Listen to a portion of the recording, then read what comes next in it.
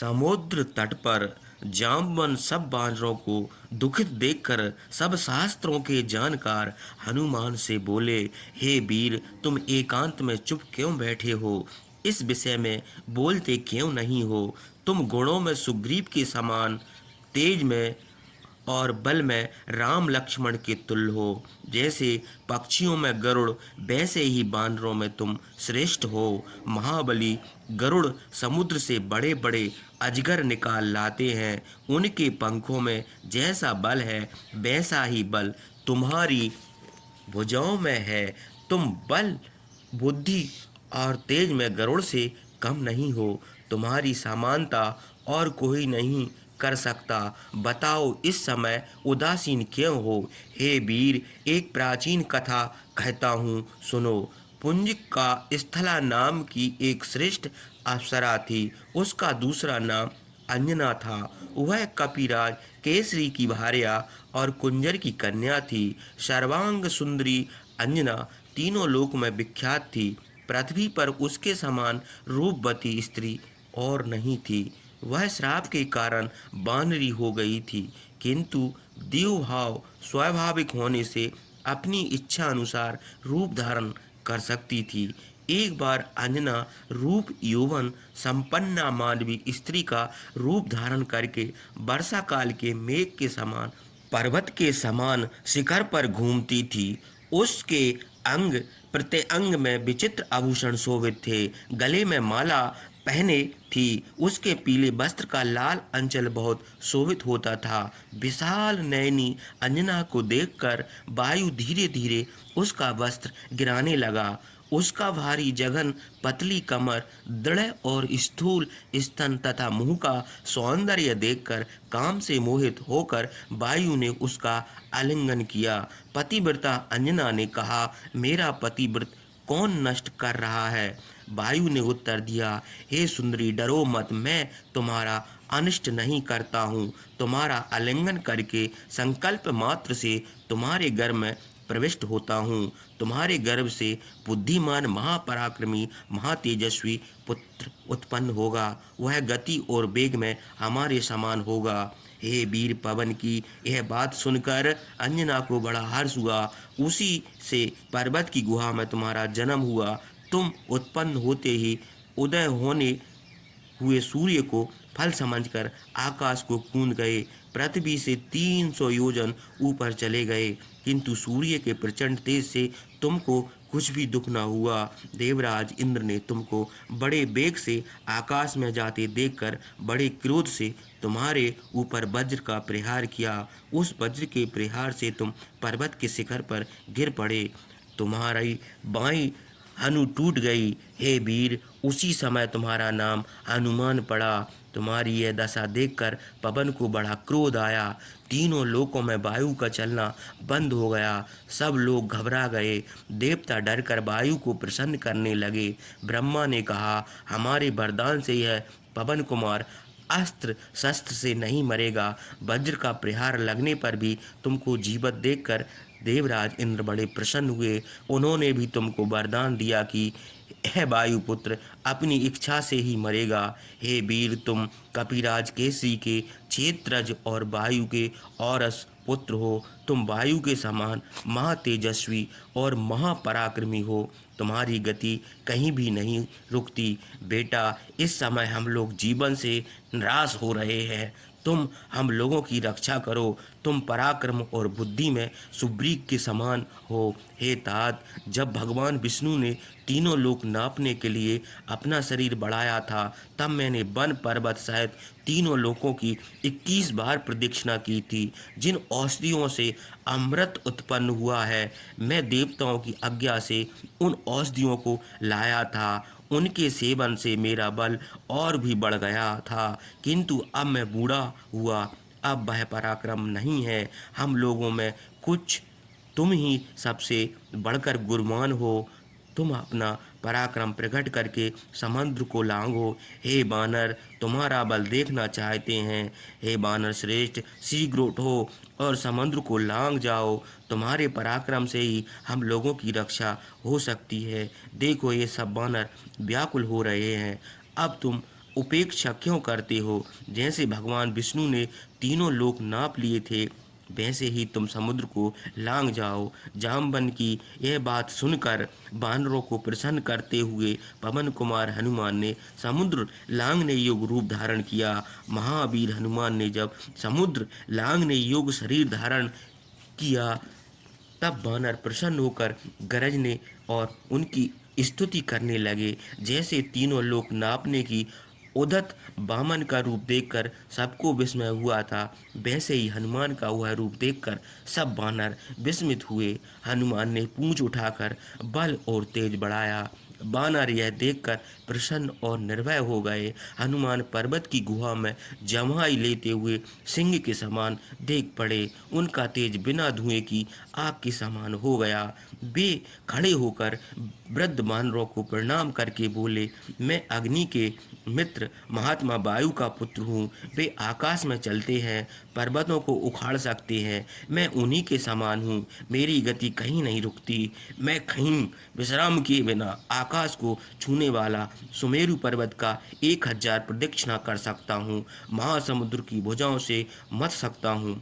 पर्वत और नदी नदी समेत समूची पृथ्वी को हिला सकता हूँ। मेरी जांघों के वेग से बड़े बड़े जल जीवों समेत समुद्र व्याकुल हो सकता है। मैं आकाश में उड़ते हुए पक्षीराज गरुड़ की 1000 प्रदक्षिणा कर सकता हूँ। उद्याचल से चले हुए सूर्य के साथ चलकर अस्ताचल पर उनसे पहले पहुँच सकता हूँ और फिर पृथ्वी पर ना आकर बड़े वेग से उसी ओर लौट भी सकता हूँ। मैं सब ग्रह नक्षत्रों को लांघ सकता हूँ, समुद्र को सोख सकता हूँ, पृथ्वी को दृढ़ कर सकता हूँ और पर्वतों को चूर्ण कर सकता हूँ। मैं जब बड़े वेग से आकाश मार्ग से चलूँगा, तब वृक्ष और लताओं के फूल मेरे पीछे दौड़ेंगे। आकाश में मेरा मार्ग स्वाति के मार्ग के समान हो जाएगा। हे बानरों, उस समय तुम देखोगे कि मैं असीम आकाश में कभी ऊपर को जाता हूँ और कभी नीचे चला आता हूँ। सब प्राणी मुझे महामेरु पर्वत के समान देखेंगे। तुम लोग देखोगे कि मैं आकाश को मानो निगल रहा हूँ और बादलों को छिन्न भिन्न कर रहा हूँ। महावीर गरुड़ और वायु में जैसी शक्ति है, वैसी शक्ति मुझ में भी है।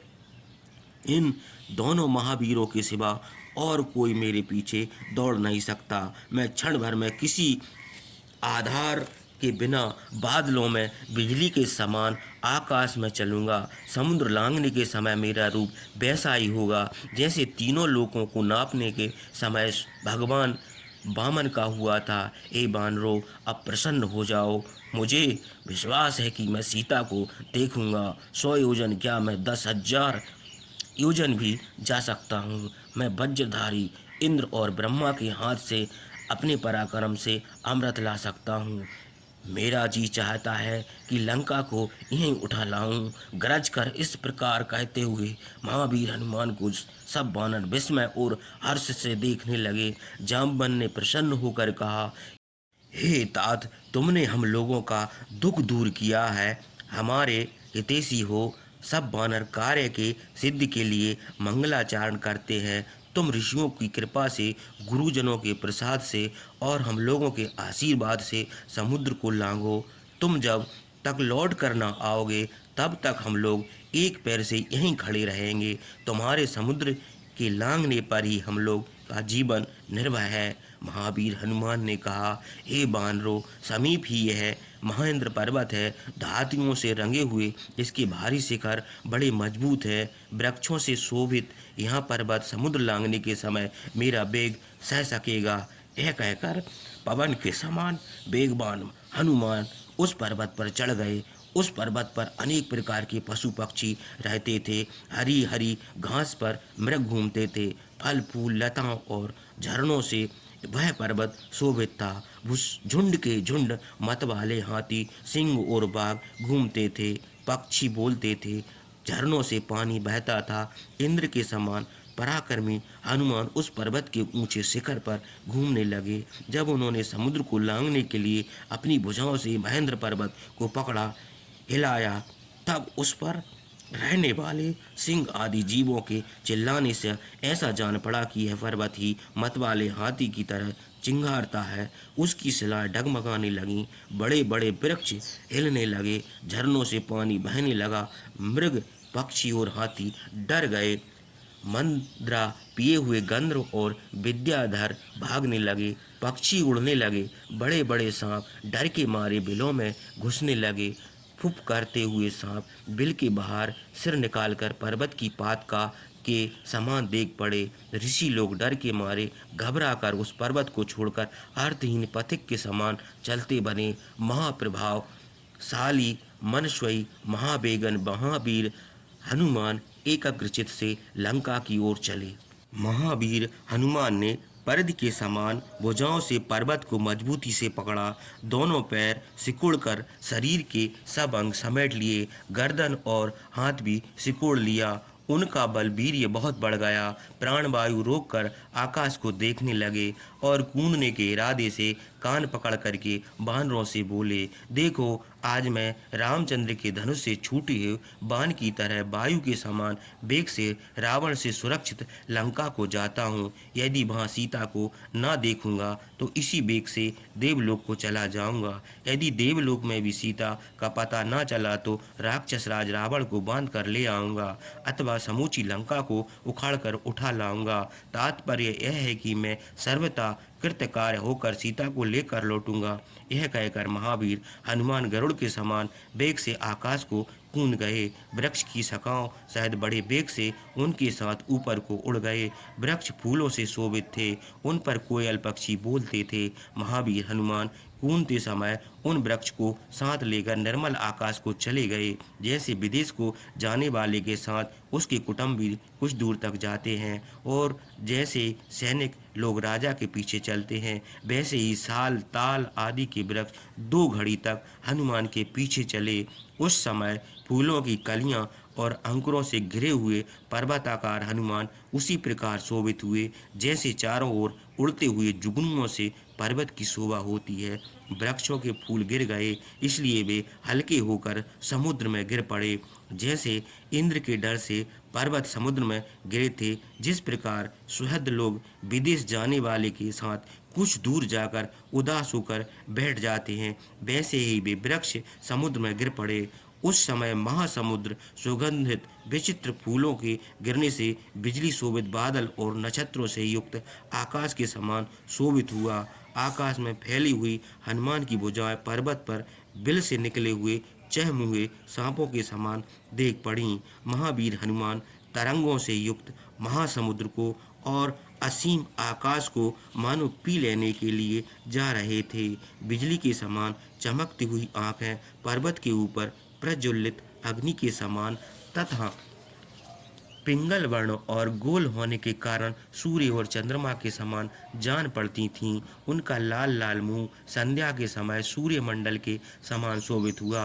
उन्होंने कूदने के समय पूंछ ऊपर को उठा ली। वह आकाश में इंद्रध्वज के समान शोभित हुई। पूंछ को चकरा कर बना लिया, जिससे सूर्यमंडल के समान जान पड़े। उनके लाल लाल नितंब गैरू बहते हुए पर्वत के समान देख पड़ते थे। वायु उनकी कांख में वर्षा काल के मेघ के समान गरजता था। जैसे उत्तर दिशा से उल्का निकलती है, वैसे ही पूंछ सहित हनुमान आकाश में देख पड़े। समुद्र में उनकी परछाई वायु के वेग से दौड़ते हुए जहाज के समान शोभित हुई। महावीर हनुमान समुद्र में जिन स्थानों से आगे चले जाते थे, वहाँ का पानी उनके चलने के वेग से खलबलाने लगता था। पर्वताकार हनुमान चौड़ी छाती से समुद्र की तरंगों को तोड़ते हुए बड़े वेग से जाते थे। वेग से उनके चलने की प्रबल वायु और मेघमंडल की वायु ने गंभीर शब्द करने वाले समुद्र को कपा दिया। हनुमान बड़े वेग से